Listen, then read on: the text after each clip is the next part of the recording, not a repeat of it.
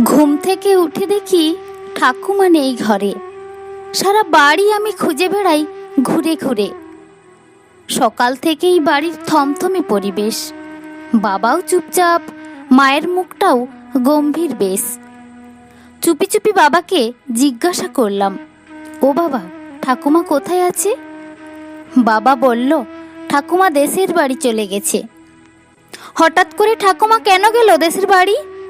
ঠাকুমা ছাড়া থাকতে পারবো না, এবার আমি কি করি? মা বাবা অফিস যেত, আমরা থাকতাম দুজনে। ঠাকুমার মুখে গল্প শুনে ভাত খেতাম, ঘুমিয়ে যেতাম গান শুনে। রবিবার মা বাবার অফিস থাকে বন্ধ, মায়ের সাথে ঠাকুমার লেগেই থাকতো দ্বন্দ্ব। আমি দেখেছি ঠাকুমা লুকিয়ে লুকিয়ে কাঁদত। জিজ্ঞেস করলেই বলতো, আমার চোখে কুটি পড়েছে তো।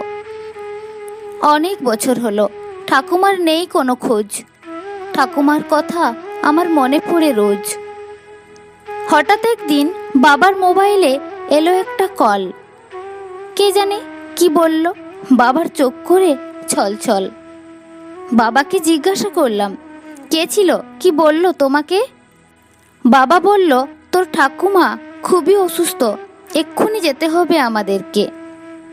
আমি বললাম, চলো দেশের বাড়ি, ঠাকুমার কাছে। বাবা বলল, দেশের বাড়ি নয়, তোর ঠাকুমা বৃদ্ধাশ্রমে আছে।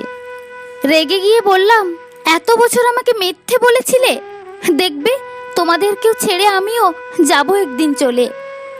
বৃদ্ধাশ্রম গেলাম ঠাকুমাকে ফিরিয়ে আনবো বলে।